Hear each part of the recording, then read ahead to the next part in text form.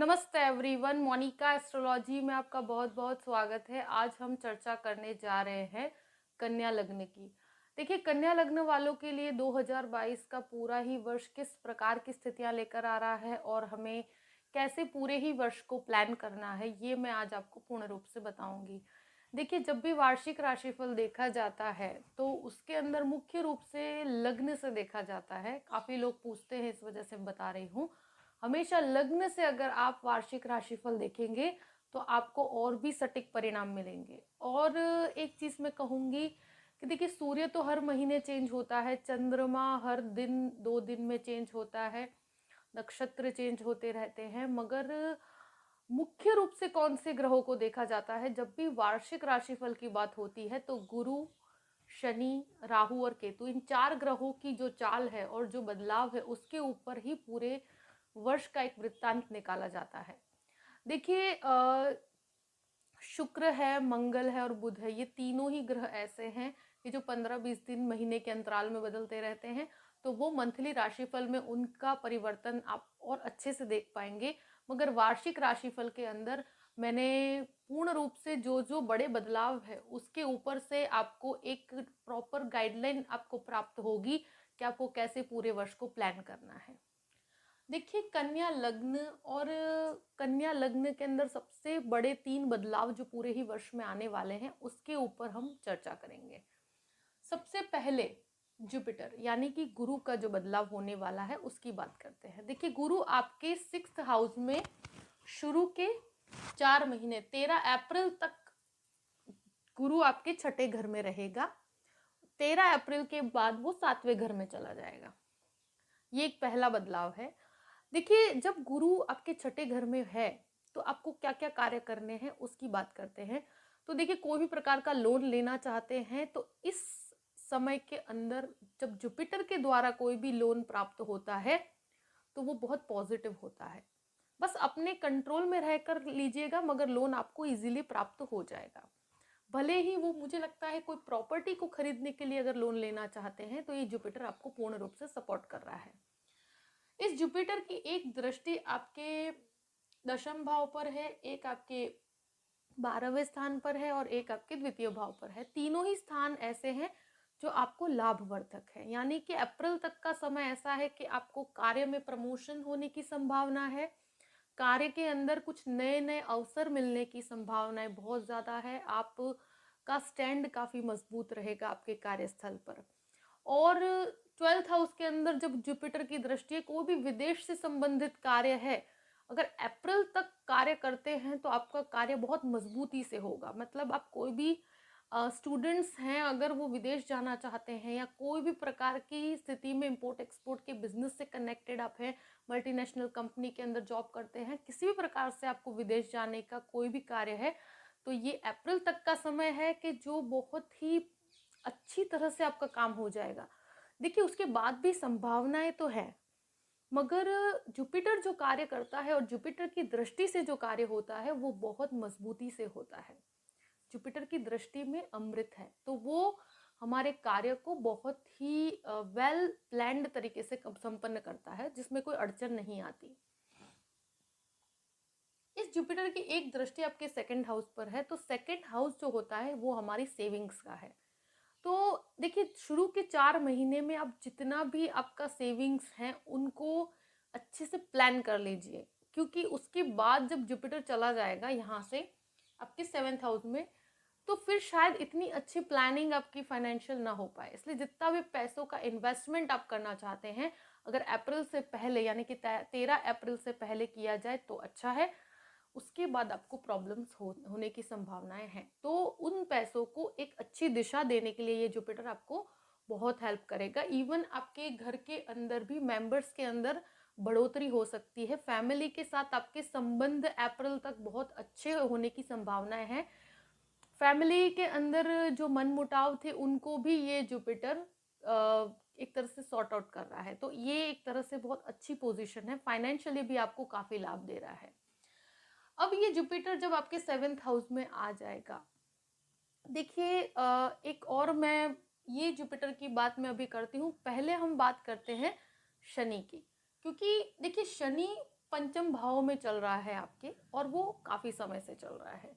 5वें घर में शनि बहुत अच्छा भी माना गया है, और उसने आपको एक तरह से, आपको कोई भी शेयर मार्केट्स के अंदर भी आप इन्वेस्ट करते हैं, स्टूडेंट्स हैं तो स्टूडेंट्स को एक स्टेबिलिटी देता है इन जो भी स्टडीज़ है उसमें, और एक तरह से इंसान को धैर्यता सिखाता है। आपके संतानों की भी एक, कहते हैं ना कि अगर आप संतान प्राप्ति के लिए कोशिश कर रहे हैं, तो ये शनि जो 5वें घर में आपके चल रहा है, अभी अगले वर्ष पूरे ही रहेगा, वो आपके लिए बहुत बेनिफिशियल है। आप अगर ऐसा कुछ प्लान कर रहे हैं तो शनि आपको पूर्ण रूप से ये प्रदान करेगा।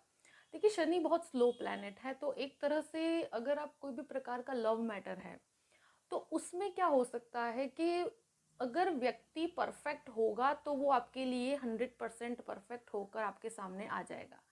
मगर अगर उसमें कोई भी प्रकार की प्रॉब्लम होगी तो ये सैटर्न आपके सामने वो चीज़ लेकर आएगा। और मैंने देखा है कि शनि कोई भी लव मैटर भी होता है उसको बहुत लंबा खींच देता है, और मैरिज तक उसे पहुंचने जल्दी देता नहीं है। मगर देखो, अगर रियलिटी के बेस पर अगर कोई भी प्रकार का प्योरिटी के साथ अगर आप उस व्यक्ति से कनेक्टेड होंगे, और अगर लॉन्ग टर्म तक आपका कमिटमेंट स्ट्रांग होगा, तो फिर आपका कार्य संपन्न हो सकता है। मगर अगर इसमें कोई भी प्रकार की बनावट होगी, या कोई भी नकली संबंध, यानी कि जो कहते हैं ना कि व्यक्ति शॉर्ट टाइम के लिए इस तरह के रिलेशंस में पड़ता है, तो वो चीज़ सैटर्न एक्सेप्ट नहीं करता है। अगर 100% कमिटमेंट वाला कार्य होगा तो वो संपन्न हो सकता है, उसमें कोई प्रॉब्लमेटिक सिचुएशन नहीं है। देखिए, कोई भी शेयर मार्केट में भी पैसा लगाते हैं तो शॉर्ट टर्म आप इन्वेस्टमेंट करने से बचिएगा, क्योंकि उसमें कोई लाभ आपको लंबा दिखेगा नहीं। लॉन्ग टर्म प्लानिंग कर सकते हैं। ये शनि आपका एक ट्रांजिट होने वाला है, जो 29 अप्रैल से लेकर 12 जुलाई तक, यानी कि ये 3 महीने के समय के लिए शनि आपके 6th हाउस में चला जाएगा। ये 6th हाउस के अंदर शनि एक तरह से बहुत अच्छा माना गया है। मगर क्या होता है कि ये एक स्वगृही है, और वैसे कोई नुकसान वाली स्थिति मुझे नहीं दिख रही। मगर अब मैं जुपिटर की भी बात करती हूँ। ये जुपिटर जो है वो शनि और राहु के बीच के अंदर, ये एक 3 महीने का समय ऐसा है कि जो काफ़ी प्रॉब्लमेटिक दिख रहा है। मुझे लगता है कि अगर अप्रैल से लेकर जुलाई के बीच में, क्योंकि जुपिटर, अब 7वें घर के जुपिटर की भी बात करते हैं कि 7वें घर में जो जुपिटर आ रहा है आपके, जो 6th में से 7th में, और ये शनि 5th में से 6th में, तो ये एक ऐसी पोजीशन हो जाती है कि यहाँ पर शनि है, यहाँ पर राहु, और यहाँ पर जुपिटर। तो ये जुपिटर इन दोनों के बीच में अनकंफर्टेबल है।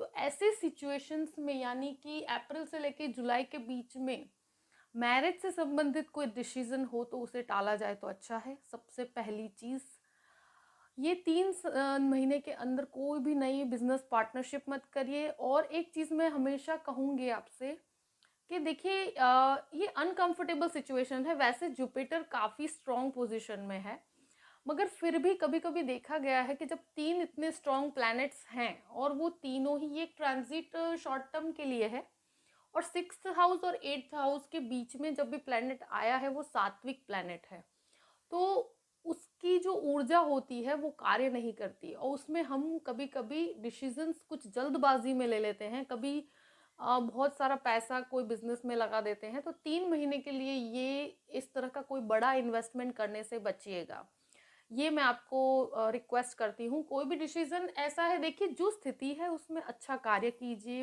आप अपनी प्रगति के लिए कभी भी प्रॉब्लम नहीं है।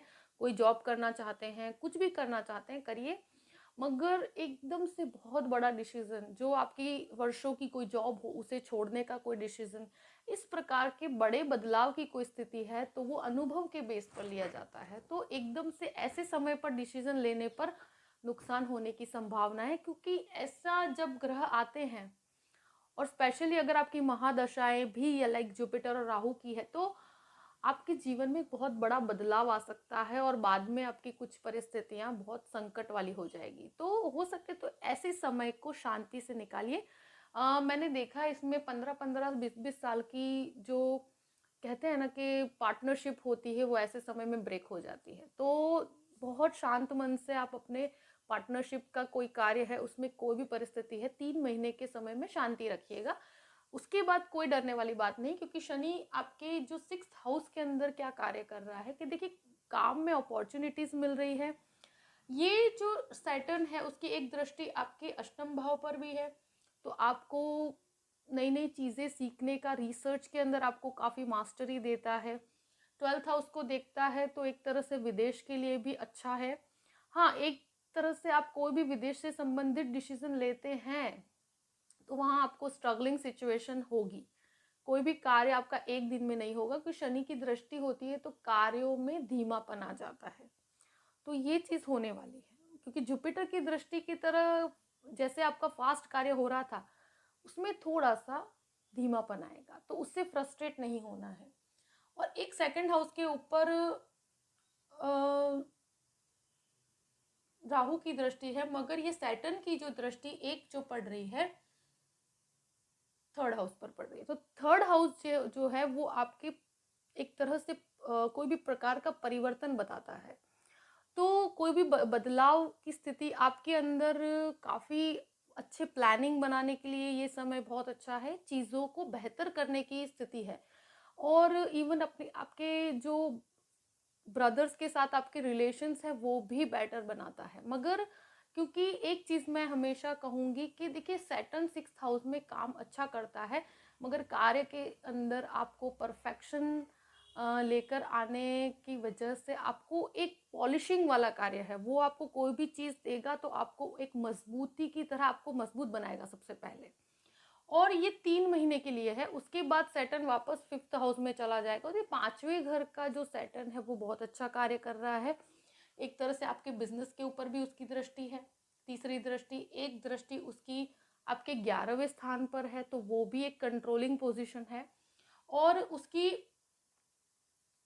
एक दृष्टि आपके सेकंड हाउस पर भी है। तो देखिए ये तीनों ही दृष्टियां आपको सैटर्न के हिसाब से काफ़ी मजबूत बनाती है, आपकी फाइनेंशियल प्लानिंग को काफ़ी मजबूत बनाती है। मगर 3 महीने के अंदर जो भी प्लान करते हैं, प्लान बना सकते हैं, एग्जीक्यूशन अगर जुलाई के बाद किया जाए तो अच्छा है। और स्पेशली मैरिज का कोई डिसीजन, अगर देखिए कोई मैरिड लाइफ में अगर कोई डिस्प्यूट भी चल रहा है तो उसको भी बहुत शांति से इस समय के अंदर कोई बहुत बड़ा डिसीजन लेने से बचिएगा, उसके बाद परिस्थितियां ऑटोमेटिक नॉर्मल होती चली जाएगी।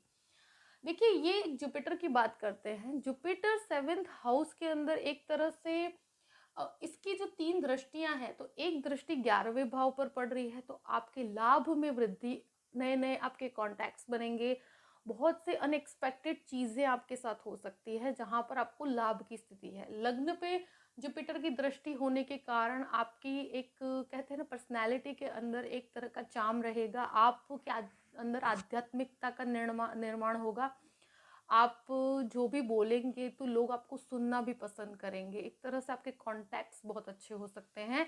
और इसकी जो दृष्टि है वो इंसान की अंतरात्मा को एक अलग सी चमक देती है, तो ये एक बहुत अच्छी परिस्थिति है। ये जुपिटर की एक दृष्टि आपके तृतीय भाव पर भी है, तो भाई बहनों के साथ आपके संबंध बेहतर होंगे। कोई भी बड़ा परिवर्तन भी करना चाहते हैं तो जुलाई के बाद किया जा सकता है, कोई प्रॉब्लम नहीं है। कोई भी नया बिजनेस भी करना चाहते हैं तो वो भी आप कर सकते हैं।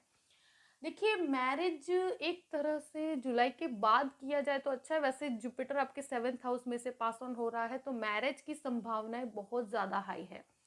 अब इस वजह से, क्योंकि देखिए जुपिटर बहुत उच्च पोजीशन का है और जिसके भी गुरु की दशा, महादशा या अंतरदशा चल रही है, तो उन लोगों के लिए ये जुपिटर मैरिज के लिए बहुत कारक पोजीशन है और उनकी मैरिजेस हो सकती है।